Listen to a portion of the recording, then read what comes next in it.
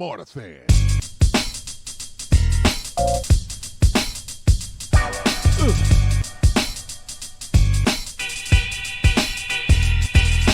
Smarterfan.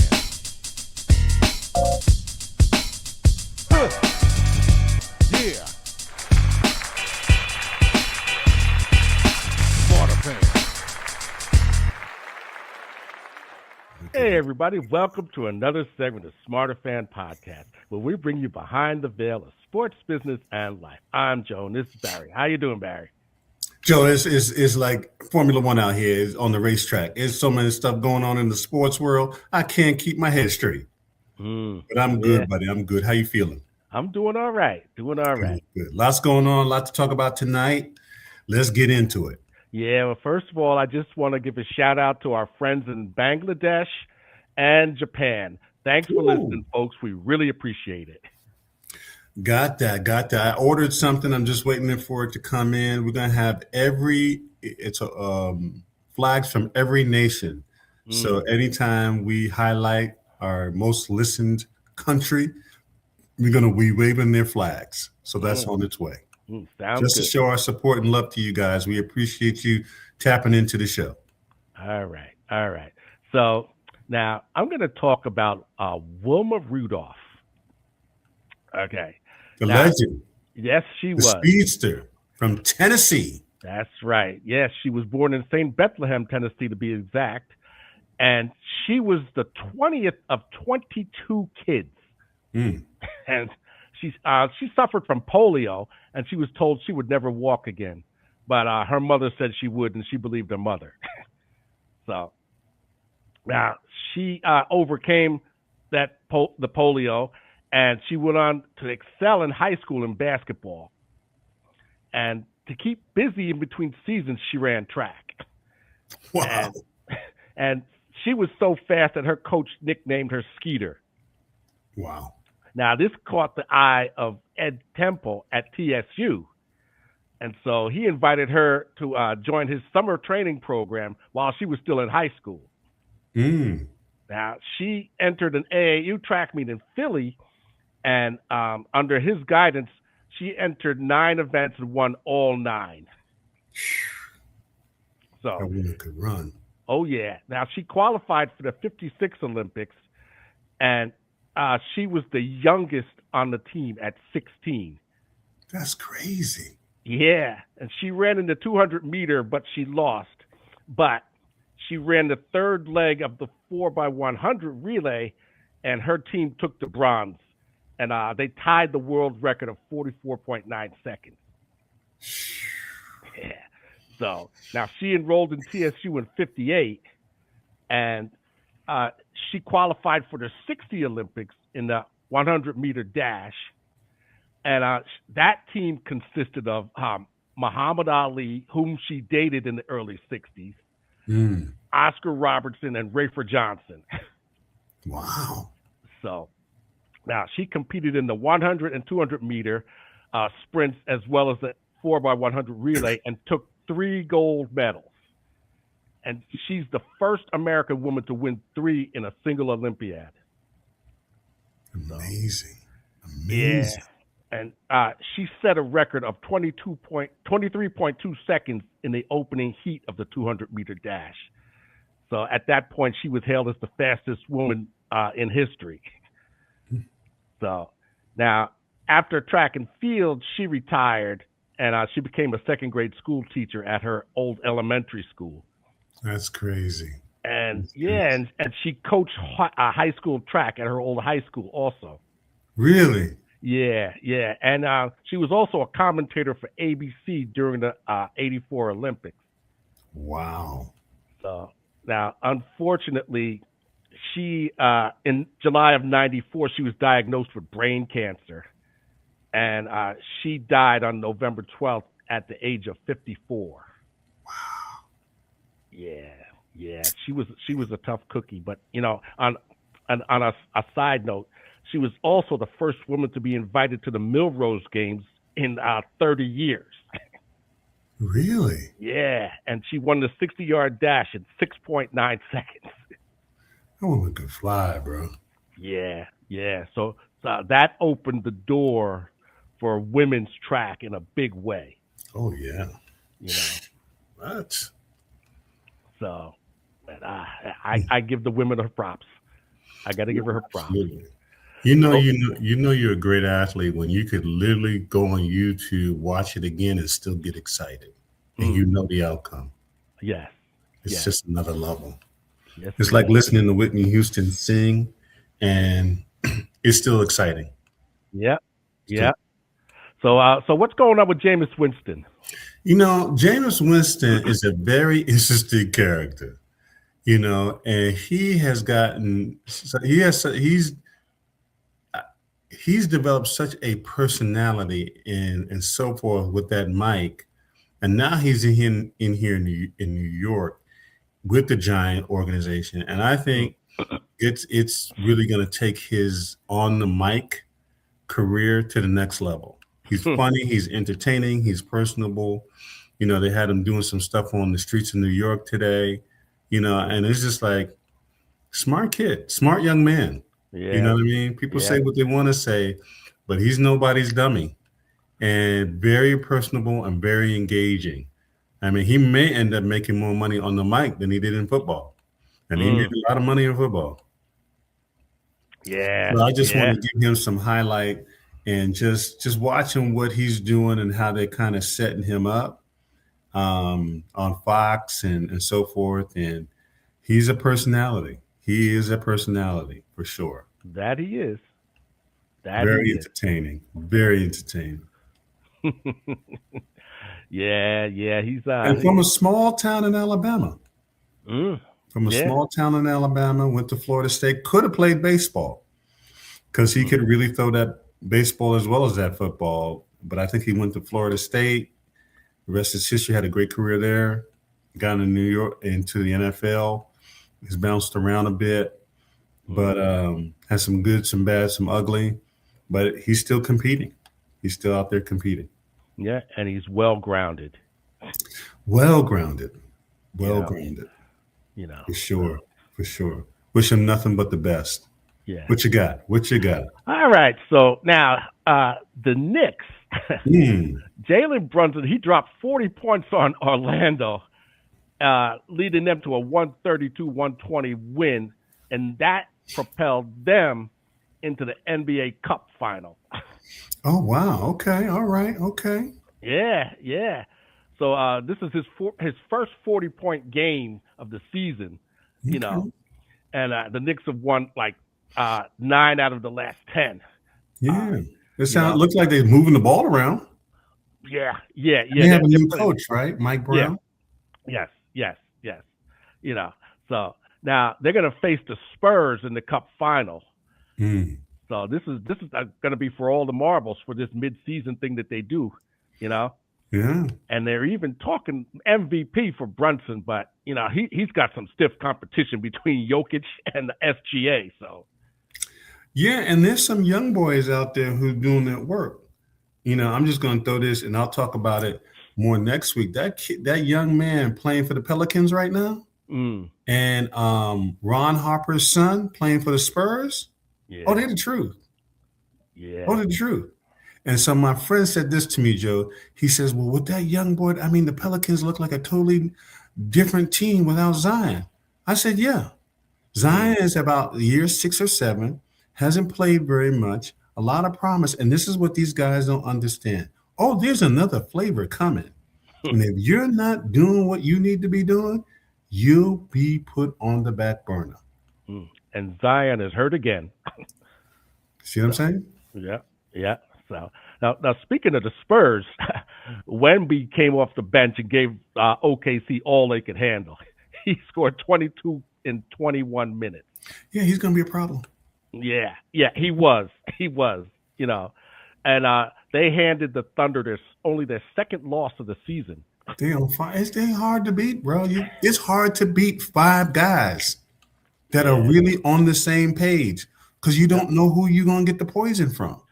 That's it. They took the loss in stride, and they said, it's going to be a learning experience for them, and Absolutely. They vowed to bounce back, So, that snapped their 16-game winning streak. Okay. But I know they'd rather lose now than lose in the finals. right, exactly, and that's the way they're looking at it. So now they're trying to their quest is to break Golden State's single season win record of That's cool. 73. That's cool. So that's what they're striving towards. Besides, a championship. Now, Yeah. People remember the chips. They don't remember the records. Just ask the Patriots if they could have changed that 17 and something season for a Super Bowl. I bet you they changed it for a Super Bowl. Oh yeah. That's been noted. So now KP, he seems to be a liability wherever he goes. KP. Yeah, Porzingis, Christoph Porzingis. So Well, go ahead. Let me hear what you got. I mean, he can't stay healthy. That's the thing. He's a great player, just can't stay healthy. The body's too big, bro. When you have a body that big and you haven't done certain things, it's just like I told people a couple years ago, Joel Embiid is not going to have a long career because he doesn't take care of his body. No, he doesn't. You can't be that big and not take care of your body. It don't work. The grind is too hard. So anyway, go ahead. I'm sorry. So, the thing is, he's suffering from this. It's called POTS. It's a disorder of the autonomic nervous system, and he's had this disease last year. It happened to him. So it's just and this is his 5th team. Yeah, he's done. So, trust me, he's done. His body can't. His body's telling him it doesn't want to do it anymore, and especially if he's already had it. So it's probably the stress of being a professional athlete. His body's like, nah, I'm good. Yeah. It's a shame because, like I said, he's a really, really good player out there. Yeah. What is it? 82 games, Joe? Yeah. In and out of hotels, in and out of buses, in and out of planes. Yeah. It's not a glory. It's not a. It's a rough on the body. And he's missed 10 of 14 games since November 13th. Yeah. So, but I just wish him well. That's all. Absolutely. So what's going on with this sneaker deal? Man, I saw this interesting thing about James Harden. I love James Harden. I really do. And so he was explaining how people like been telling him to cut off his beard. Right. He says, I can't cut off my beard. And they said, well, why not? I said, because it's worth $200 million to me. They're going, what? Yeah, I got to deal with Adidas, and part of the contract is that I always have to, watch this, Joe, I always have to wear Adidas on and off the floor, and I can't shave my beard because it's part of the marketing. Huh. So he was saying to the person, I was out, and somebody caught me, I was out doing whatever. I wasn't on the floor, and I had Nikes on. And I got the call the next day, hey, if that happens again, we're voiding your $200 million contract. Wow. So, these are the things that go on behind the scenes that fans don't realize, that are part of the deal, part of the marketing. And his beard is part of it. It's recognizable anytime you see it, right? That's James Harden. So it's tied to the sneaker. And, he said, well, I wasn't ready to give up that $200 million. So on and off the floor, I wear those Adidas, and I'm happy to do it. You know what I mean? Yeah. That reminds me of Jeff Gordon. One of his major sponsors was Coke. And every time he won a race, he would drink a Pepsi. That's so crazy. Yeah, So, it was the damnedest thing. And he didn't care. So listen, Jeff Gordon was winning so much. Listen, they didn't care either. Exactly. He was winning, like, it was crazy how Jeff Gordon was winning those NASCAR races. Yeah. He had a streak there going that was like, none of y'all gonna win. Nope. So, but anyway, now Fernando Mendoza. Yeah.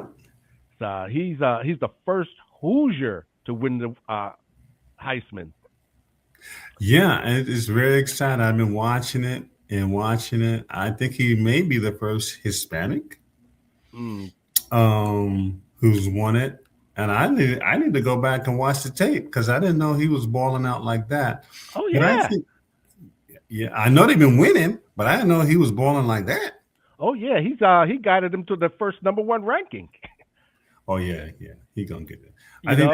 I think they need to get their coach because I don't know what he doing, but he got them. He got some horses out there in Indiana. They playing. Oh, definitely, definitely. I mean, he passed for 2,980 yards, Oh, so he been throwing the pill. Okay. threw 33 touchdowns, and Oh rushed yeah, for six. oh he been throwing the pill. Oh he been. You know. Now he beat out Diego Pavia of Vanderbilt. He Who came in wasn't? number 2. Yeah, he wasn't too happy about that at all. Yeah, I know. He really had his heart set on that. Yeah, Trust but me, he put it out there in the social media saying "F the voters," you know. Like, you don't want to do that, Poppy. You still got time to play. I mean, Well, you can be he retracted it. Yeah. You know, he apologized. You know, and he also beat out Notre Dame running back Jeremiah Love. Let me tell you, you ever see that kid run? No, I haven't. Man, he's different. Jeremiah Love is different. He's something else. That I seen him when they played Penn State. They hit him behind. He ran through, over, around, and under 4 tacklers to score the touchdown. Wow. It almost made you think when you watch it that literally nobody was blocking for him. So he looked like literally- Barry Sanders. Yeah, but imagine Barry running through them. Yeah. That's how this kid runs. He's not a big kid, but man, I was just like, I mean, this is like, did any of your blockers block? I mean, Joe, it literally, I'm telling you get a chance to see it. Literally, he's surrounded by 4 or 5 Penn State players. And he still scored the touchdown. Wow. I'm like, if I'm a team GM, sign him. Yeah. Sign that. Because I don't know. Anyway. So yeah, I think the Heisman needs a reboot. It's a little old, it's a little stogie. It needs a refresh to get these young people really hype, get the hype back around the Heisman again. Yeah. It's a little bit old club dark. It's too dark. It looks gloomy. There's not enough excitement or energy. Yeah. It's still a prestigious award. Don't get me wrong, but the way they present the guys, the older guys, they look depressed. I don't know. I'm like, why y'all get on the mic and y'all talk like this? And it's Yeah. Anyway. Well, it's going to be interesting to see first of all, if he comes out, the Giants.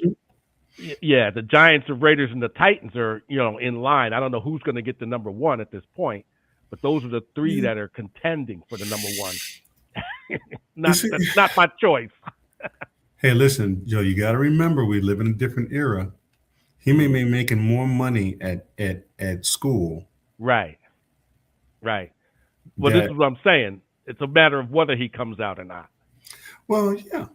I mean, probably you say to yourself, depending on who's coming back for Indiana, shoot, we may be able to make a run for a national championship. Yeah, maybe. Right? If he's getting enough money, it may make more sense. Right? Yeah. Than to go to a team you got to go rebuild and go through those headaches.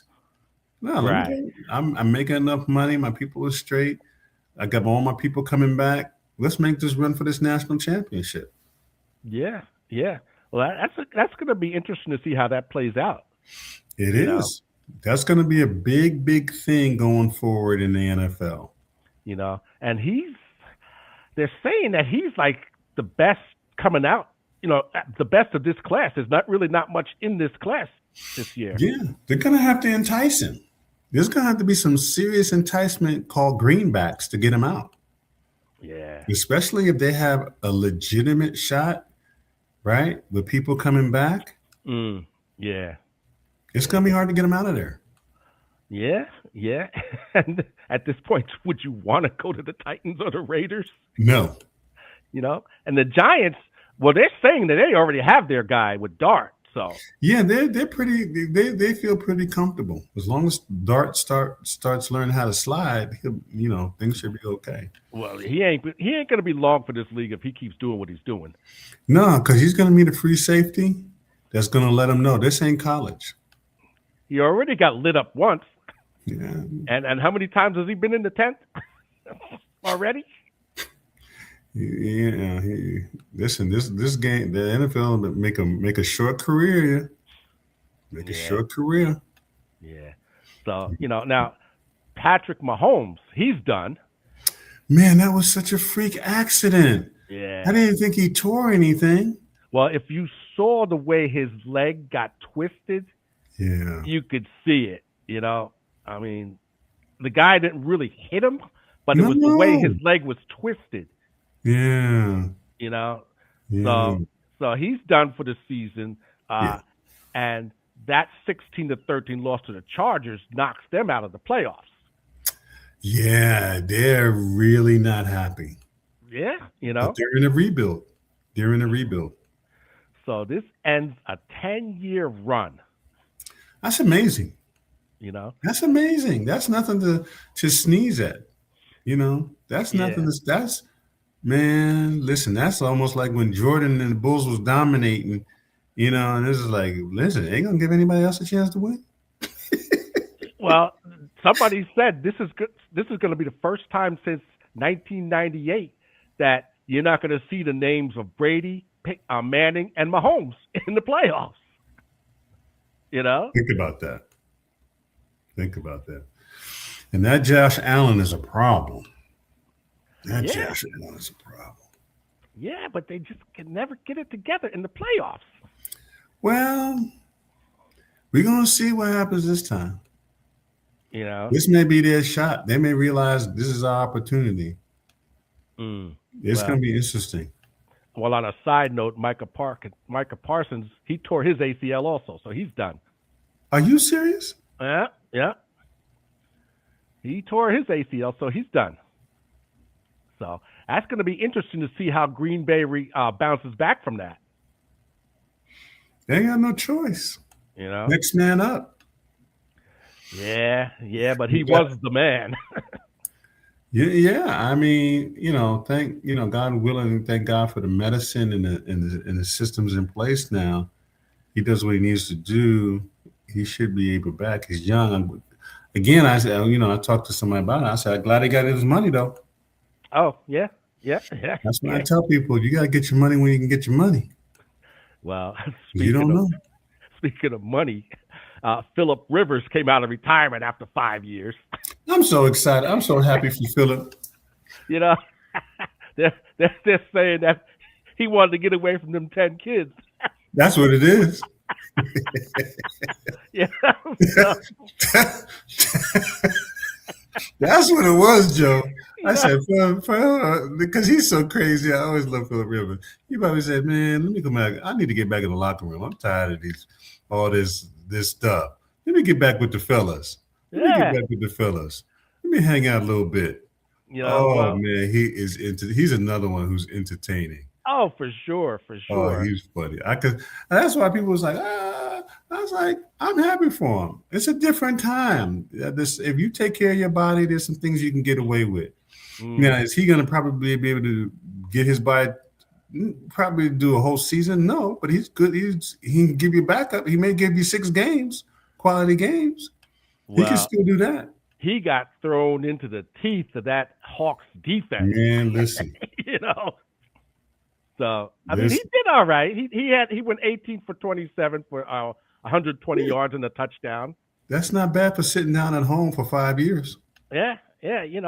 He took some shots, Yeah, but he bounced back and he jumped right up. yeah. So I give him credit. I mean, they lost the game, but Seattle didn't do much either. So He's playing. He's playing. If you're a player, you can play. If you run into a right situation where they got the right pieces, you can be competitive. It's not like, oh, he's too old. Some people was like, well, why didn't they give Cam a call? I said probably because, taking from what Cam said, his personality is so big. It's not even a talent question. It's just, how do we manage the personality? And you can't take that away from him because that's just who he is. You know what I mean?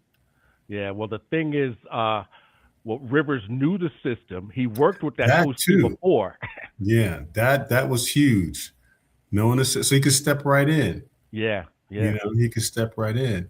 And again, if everybody else does their job, he'll keep you in the game. He'll give you a chance to win. Mm. And that's why they did it. He gives us a chance to win. Everybody else do their job. We can win.